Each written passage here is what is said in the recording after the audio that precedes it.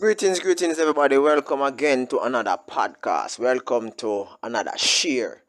Now, the last share within the season. This is episode number 10. It is hoped that you enjoyed 1 to 9, and now we are at number 10. Let us look at education in the Caribbean. All right. So CXC, which is Caribbean Examination Council, was established in 1972 as an examination body, which evaluates the academics of the students, or should I say, of pupils throughout the region. Prior to Csec Cxc, you had individuals doing what you call GCE. Now, GCE is an exam that is actually set, over by UK or England, right? Where in it you do like the same thing like CXC, but it's like England. It's United Kingdom based. It's more European centered. All right. This video share practically expound on the thought that Csec Cxc have actually outdone its time as a primary examination body, certifying individuals to actually move on to higher level of education, such as bachelor's, master's, and MPhil and doctorate. Okay, so here's the argument. Okay, let's start with North America. I'm not too versed on the Canadian system of governance as far as education is concerned, but what I'm versed on to some extent is that of the United States. Now, the United States have an exam they call SAT. Now, SAT is actually SAT. Yeah, it kind of sound a little, but it's an exam that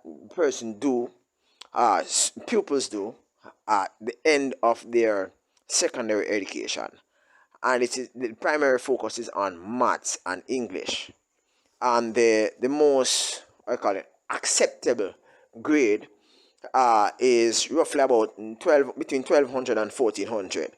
Good schools, well, I think it's marked out of 1500, and if you get 1200 or 1300, you're all set to actually enter into that university of choice. And usually the Ivy League universities, they want the higher grades, and the higher the grades you have, is the more you would probably receive scholarship. You can correct me if I'm wrong. Oh, by the way, the primary focus of this exam is maths and English, right? What I say, maths and English. This doesn't suggest that it's only maths and English that is done at this level. However, the primary focus for entry requirement for exam is maths and English. Okay, so you're looking at Csec Cxc. It have actually outdone its time, right?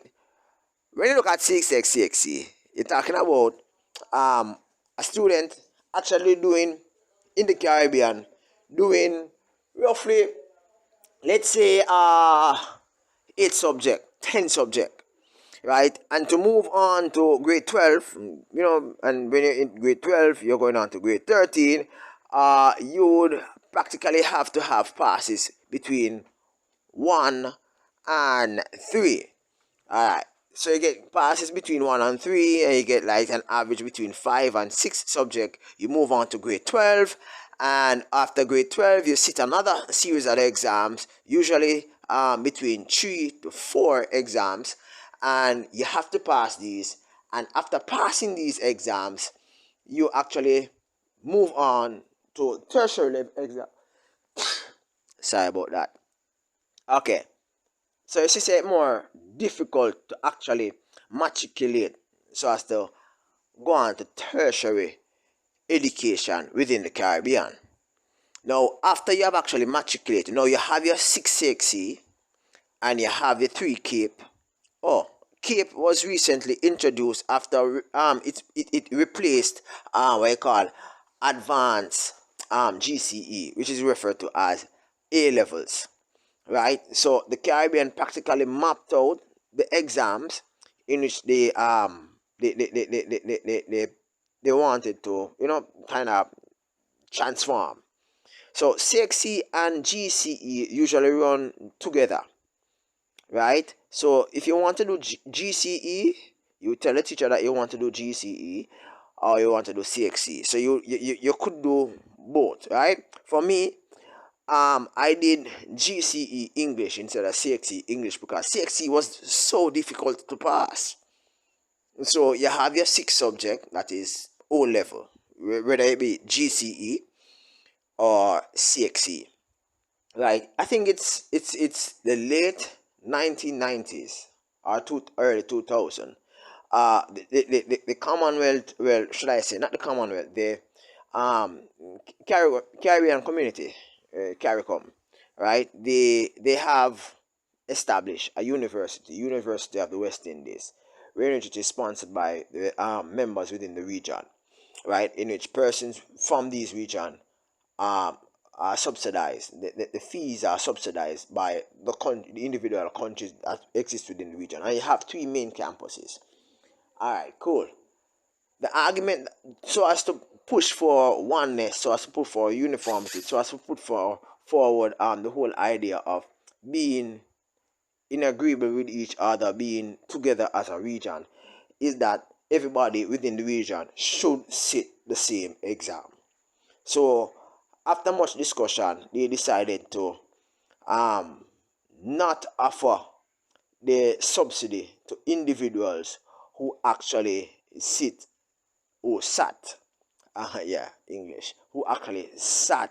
GCE.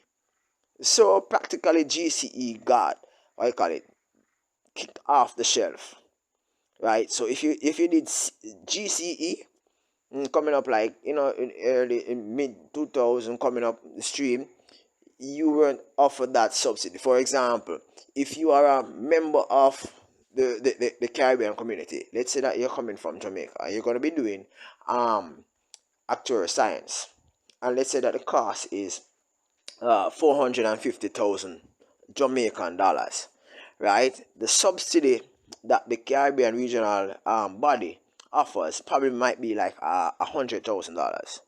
And so you, instead of paying the full amount, they would just minus 100,000. So you would actually have to finance, like, if it was like 350, you would offer you would have to pay like 250, right? Now, if you have GCE and you apply to the university, and you have A levels also, right? Because the University of the West Indies have a rule wherein you have to have at least a minimum of 5 O levels and 2 A levels to enter, and you do 3 years of study, right? You have other universities wherein you actually study for 4 years, and you actually study for 4 years, and you just need the O levels. All right, so I'm coming to the part which disturbs me now. So the Caribbean community, CARICOM, they agreed to remove the subsidy from persons who actually have GCE and entering into the University of the West Indies. Now, the University of the West Indies at the time was the primary university that exists within the Caribbean, right? You never have as much as how you have now. So what you find is that a lot of persons opted not to do GCE. So right now in Jamaica, rarely, or should I say, not much person doing GCE A level or GCE O level, because you won't get the subsidy if you apply to the University of the West Indies, right? So you're gonna have to pay the full brunt of the costings. All right, so that's it for Csec Cxc exams. Now remember what I said. You have to have 5 subjects, 5 O levels. Whether be you have to have maths and English in it. So you have to have 5 subjects plus 2. Presently, right now, they have they replace A levels with CAPE, which is the Caribbean Advanced Proficiency Exams. Now this CAPE exam, with the exemption of communication studies and Caribbean studies, carries 2 units: Unit 1 and Unit 2.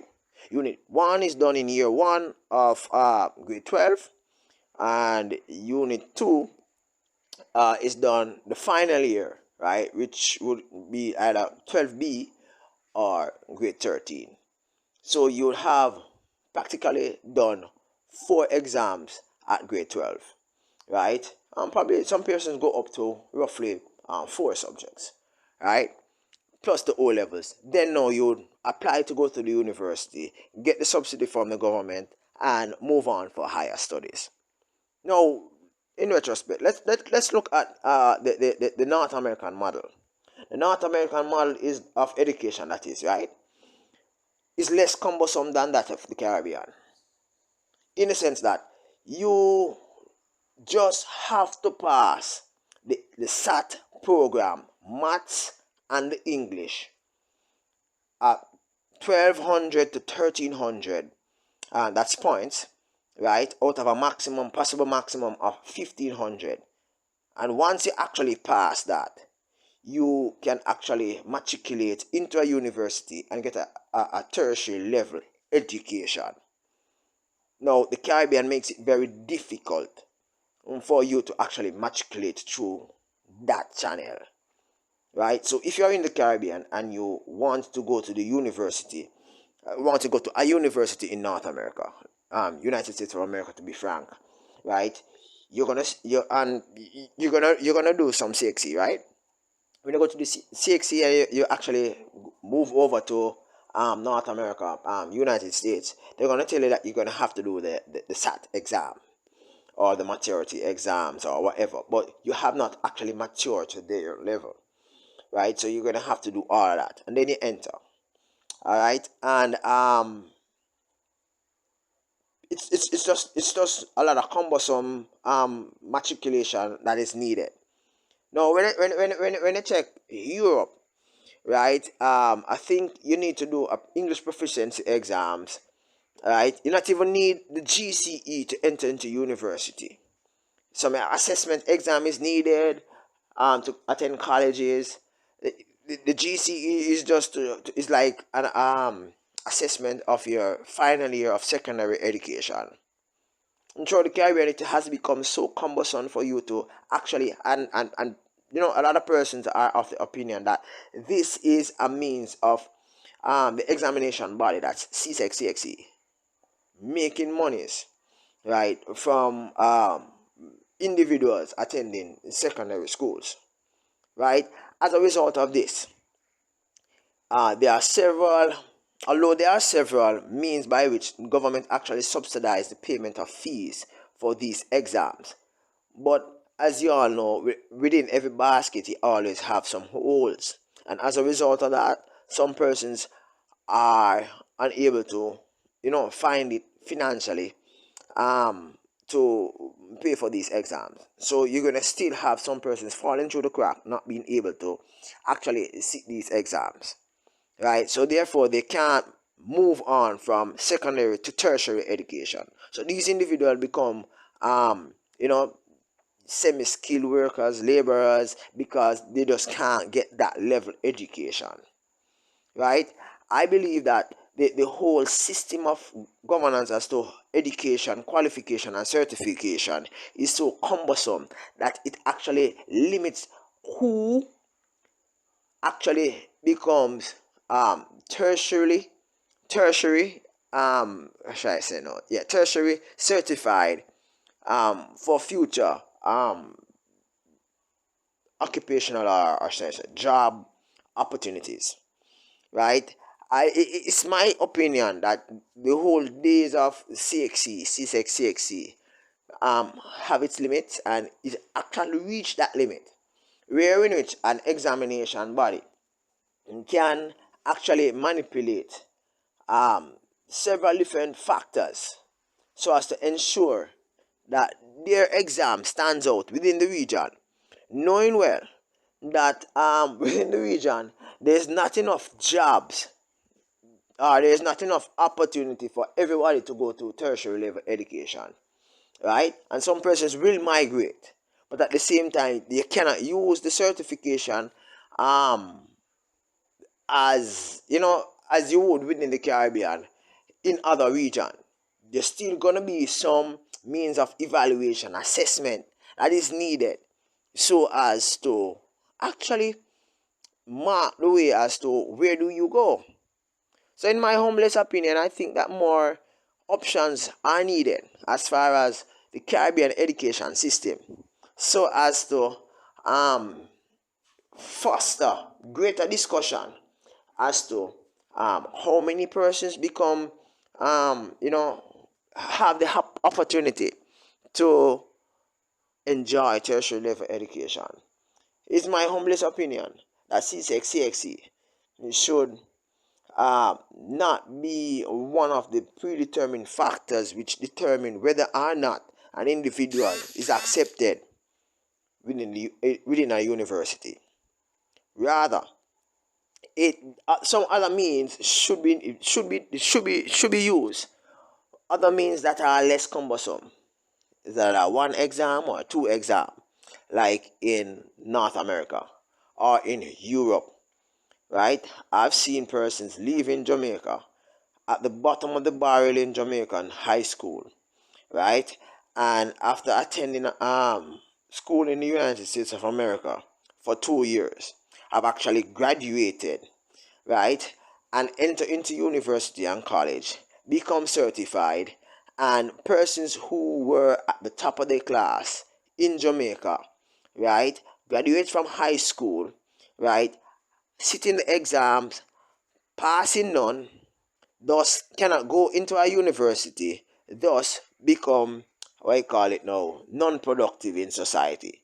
But yet still, those whom were at the bottom of the barrel, not of the brightest of educational institution, actually assert themselves, whether it as a result of encouragement, the change of curriculum, examination, preference, or just mere the formation of the assessment process that is actually done during the formative years of secondary level education, especially when you reach to upper secondary education. This is really for another a podcast. I don't know if you will agree with me, but for me, I personally think that Csec Cxc have actually outdone its time, and it's time for Csec Cxc to evolve, right? Create an exam which actually help individuals rather than, you know, break them so much that in some cases persons become mental because they are unable to matriculate, to move on for further academic studies. Peace out. Bye bye.